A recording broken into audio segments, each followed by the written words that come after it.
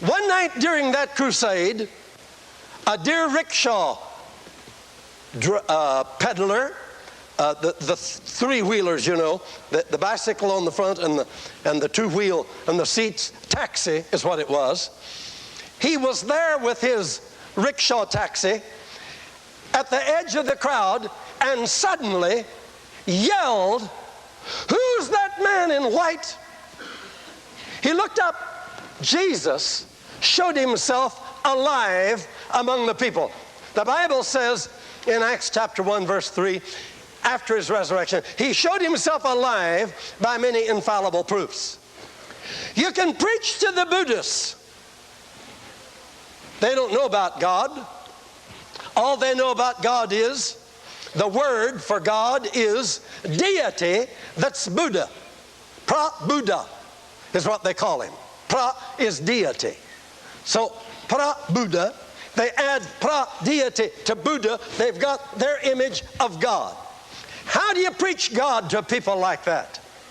They were some of the densest people spiritually that we ever ministered to, because they worship these golden idols of Buddha, and their whole philosophy about God is so different and so strange to us. Jesus showed himself alive to the people. We can preach the gospel, but he must confirm it with signs and miracles and wonders. He did it. They looked up, who is that man in white up there? That guy said in their vernacular. The people began to look, the Buddhists looking. So many people saw him that we stopped them testifying that night. We said, let's have tomorrow afternoon a great service only for the people to come who saw Jesus tonight. Come and tell about it.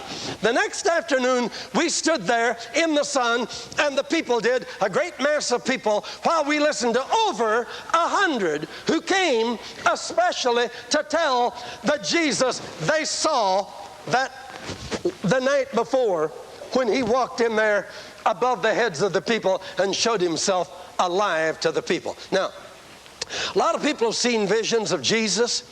Skeptics and cynics are quick to write it off as some sort of a bean dream or some imagination. But you wouldn't expect over 100 village Buddhists, none of whom had believed in this Jesus. They came, they don't know about him, they don't know how to talk about him in their language. But to see those villagers, many of them with blackened mouths, black teeth, you don't know what that is to see. Absolutely black teeth from this betel nut that they chew that colors their teeth black, and of course their tongue and everything's black, and they spit this stuff all the time. And it's an amazing, astounding thing to watch while over 100 villagers come and in their village gestures told their story about what they saw, and the interpreter put it in English for us. And when you package what they had told in their varying ways, they all described the same Jesus.